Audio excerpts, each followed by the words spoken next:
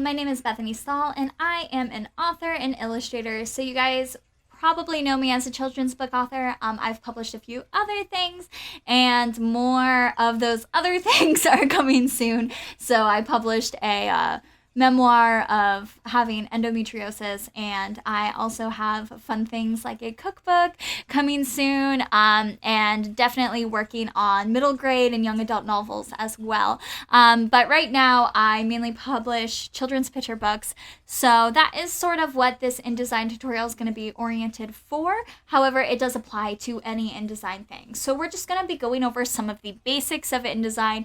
That way you guys can format your books yourself, and or if you work with a formatter, perhaps you want to change something in the future.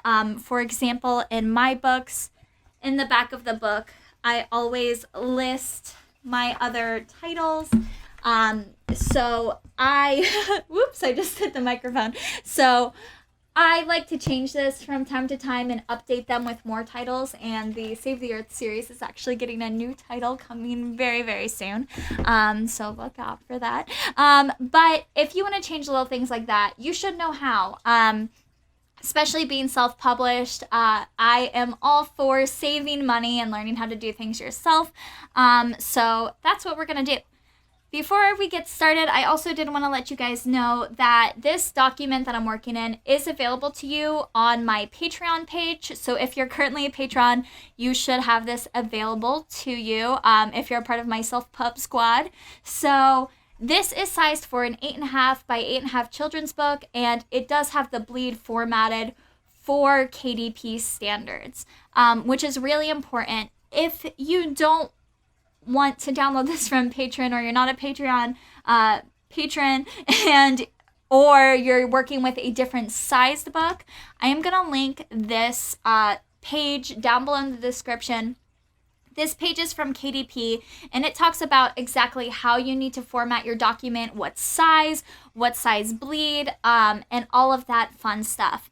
So if you guys don't know, a bleed is when your picture goes to the very end of the page. So for example, my pictures go to the very end of the page. If you don't have a bleed, that would be typical for chapter books that don't have illustrations, or if your illustrations are on a white background, you don't necessarily need a bleed. Now, I am going to tell you guys that I am quite risky when I publish my books and send off my documents, and I don't necessarily always put in a bleed. Luckily, KDP and Ingram are both really good at cutting pages, and I've never gotten any of those white spaces. Occasionally, if the printer does mess up and you don't have a bleed, maybe you might see a little bit of a white space, so that bleed eliminates any of that risk. If you are risky, go for it. It's worked out for the books I haven't done a bleed on, but it's always better to be safe than sorry, so I do recommend probably going with the bleed. So this document, I did put a bleed in there if you guys want to use it, and I will show you how to use it or how to ignore it. All right, so let's get started with looking into this document. We are going to start off by importing an illustration. So I'm going to pretend like this JPEG was sent to me. A JPEG is an image file, so likely that's what your illustrator has sent your images as. They also could send them as PNGs, which are a file type that has transparency in it. So I'll show you what that is a little bit later. And all we are going to do is right-click, go to Transform and Scale, and then you can play with the scale button. I always click preview, otherwise you can't see what your scale has done. And then click OK when you're done. Now you can see that the pink lines are where my bleed extends to. So this illustration is not big enough to cover my bleed. So in that case, you could either talk to your illustrator about resizing it, or you can ignore it. So that's really, again, up to you. Like I said, I haven't had a problem when my bleed doesn't go all the way, but you never know, you could run into a problem. So just a little warning. Now, if you downloaded this document on Patreon, I have filled each page with exactly what you need to put on each page for publishing, such as your title, your copyright page, all the fun goodies that go on the copyright page, and how you get your ISBN, how you get a Library of Congress number if you want one of those, and what the benefits are, as well as what to put at the end of your book, and sorts of things that I like to do. Of course, you don't have to follow that, but it's really good to have a guide. When I was very first getting started, I looked at a ton of different books and sort of felt out how other authors were laying out their books, and I found my happy medium. So I'm sure you guys will get into your own comfortable way of formatting your stories. So once you have your illustration, I can move it around and place it anywhere. So we are going to leave it here. Now, what you'll notice are these purple lines that pop up. They're amazing, and if you've worked in Adobe programs before, they sort of auto-snap you into place. So when that shows up, that shows that my illustration is centered on the page. So that's really cool, and thank you, Adobe, for having those. For example, in my Mermaids book, I have a solid color page next to this. So if you guys do want to insert a solid color, we have this rectangle tool where we can just drag it. And then up here, this is your border. So I don't want a border, but I'm going to fill it with a color. So this document is in CMYK. Let's talk about this for a little bit. So when you print things, you'll want them to be in CMYK. Specifically, if you're using Ingram Spark, you will really want to make sure your documents are in CMYK versus RGB. So what those little acronyms mean are actually the color space that the computer sees. So RGB is red, green, blue, and those are the colors that are best for web and sorts of things like your ebook or whatever. But CMYK is best for printing, and those colors are for the colors that actually come out of your printer. So if you guys look at printer cartridges, they're going to all be in the like CMYK style, which is pretty neat. You can export it or use your illustrations in RGB. KDP is absolutely fantastic, and you won't notice a thing if you do RGB or CMYK. But for Ingram, you will notice a slight duller look if you use RGB versus CMYK. So I hope that makes sense. Ask me if you have any questions. But we can sort of choose a color, and that's good to go. So if you don't want one of those pre-populated colors, you just double click on that color up there, and this shows you colors you can choose. Yeah. Does that make sense so far? All right. So also, if you did want to steal from one of your images, which I like to do, you can do so with that eyedropper tool. Now, you can extend this to the very edges of your bleed. That way, it's all nice and pretty. And what I think is cool is if you do these solid pages or anything, or if your illustrations don't meet the edge, you can always cover it all up in the bleed with a color. That way, just in case it does show white space, it will actually show a color. And what you can do to change the layers of how things are in Ingram is just go to Arrange and Send to Back. So that will put it on the very bottom of the pile. So what we can do now is use our type tool. So we can make this box. So we're just clicking on the left click and dragging, and we can make this any size and write our story or import our story. So let's just say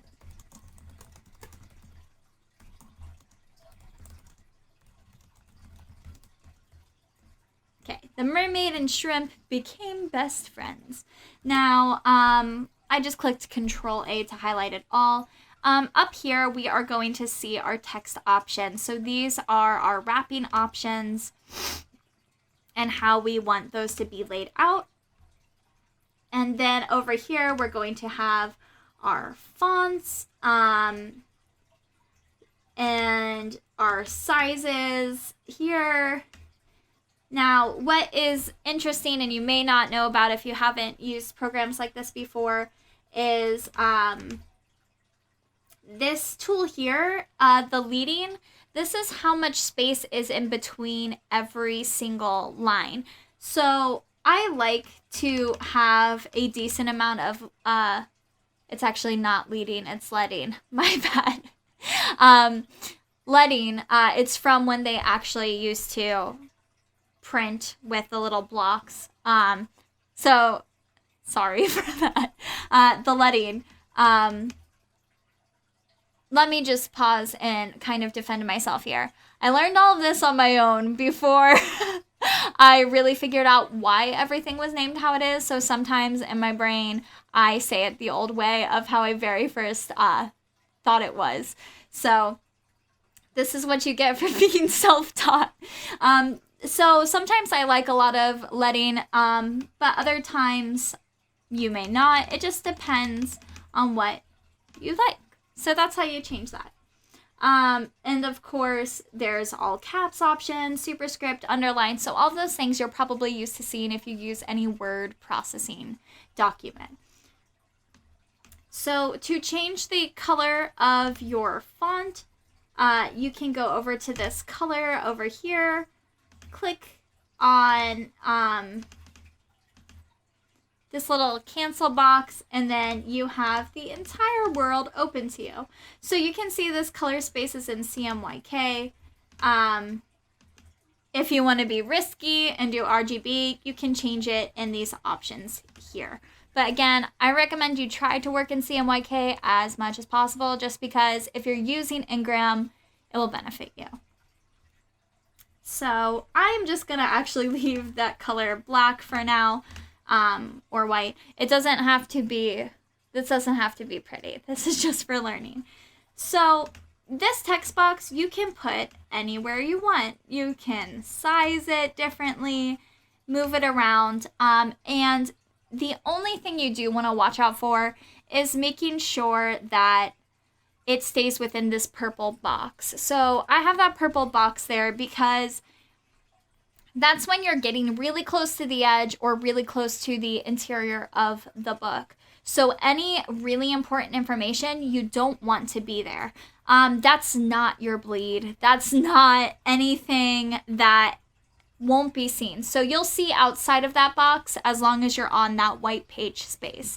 But again, you don't want to get too much of your important information like your text or your characters' faces towards the edge, just because you don't want it to be lost. Sometimes the center folds will pull in a little bit, so it's hard to see details, and you don't want your text being hard to read or somebody having to break open the binding to read it of your book.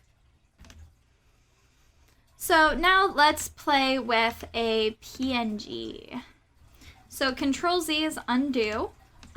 So I am just dragging in a PNG of one of my mermaids and clicking in the gray space. If I click on the document or in a box I've already created, it's going to try and put it in that document, which is really weird and you don't really want that. So click in the gray space and it will be the regular sized image. Now again, I illustrate really big, so this image is huge right now, so I am just going to transform and scale it down and bring her onto this page. Now, if you have these PNGs that you work with, I can put her on any page and write a story.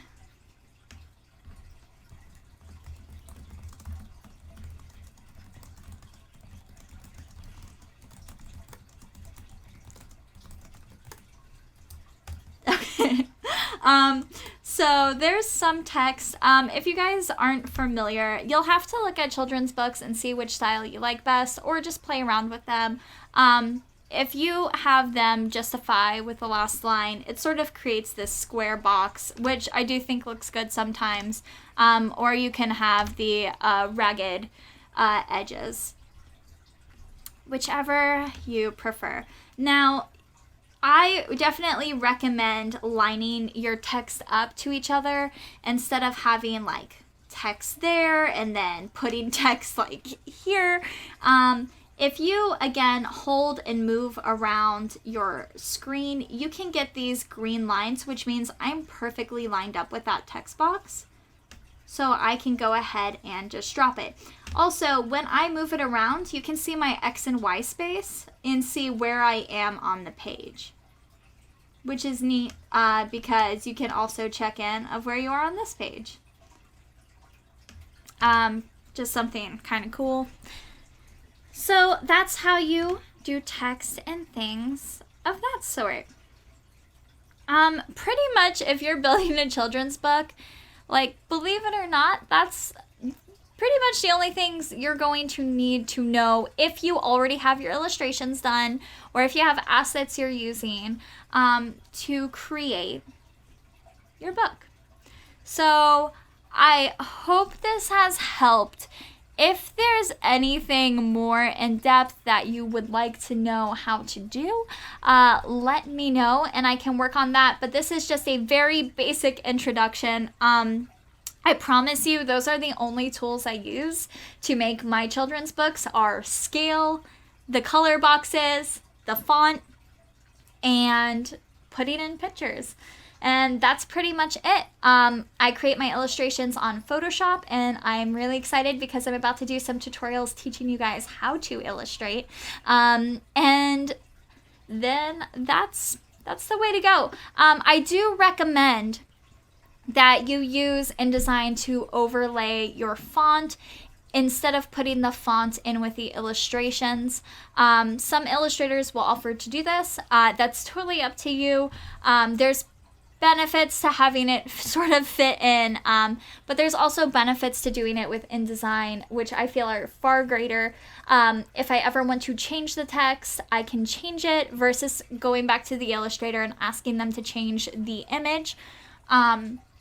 Also, sometimes when you're scaling your images, they may be a little bit grainy. And if your text is a part of the image asset, that will get the grain or the slight unclearness. If you're putting your text on top with InDesign, your text is always going to be clear because that's not changing the scale or the size, which is really important. Also, sometimes I think looking at the screen that my text is big enough, and I'll get it in person and it will be itty bitty and I'll be like, oh my gosh, I didn't realize it was that small, or vice versa. Sometimes it's big. If it's in the illustration, you can't really change that without going back to your designer or your illustrator. So again, this document, if you want to download it, I highly recommend you do so. Now, the last step is, let's say my book, I have this on all my pages and I'm ready to export it and upload it to KDP or Ingram or any of those sites. So what I'm going to do is go to File, Export. Gonna replace that delete file. And we want it to, here, let me go back for just a second. Down here, you can choose what file type you save as. This is going to be an Adobe PDF print. So interactive is something totally different that you don't need to concern yourself with right now. But for KDP or Ingram, you'll want to do the PDF print, and then we're going to save it. Now, this box is going to come up, and this box is really important to pay attention to. So under General, you're going to want to export your book as pages versus spreads. So spreads are going to be when you have two pages that are connected. Even if you have your illustrations as spreads, you're going to want to export it as pages because KDP and both Ingram want to upload your file as pages versus spreads. So we're going to want to make sure it's checked on pages. We're also going to want to make sure that we're exporting the entire thing. So all the pages, that way our entire document goes. All of this you can leave. And then what you'll want to do if you are utilizing the bleed, even if you're not utilizing the bleed, this is good to know. You go to marks and bleeds, and this checkbox right here is going to determine if we're going to use the bleed setting. So if it is not checked, it is only going to export what is on the white space. Anything outside of the white space, it's going to erase, which is fine and could still work. However, KDP does recommend that you use the bleed, so you'll want to check this box and it will export your bleed. You can ignore the slug. So export it. You wait a second and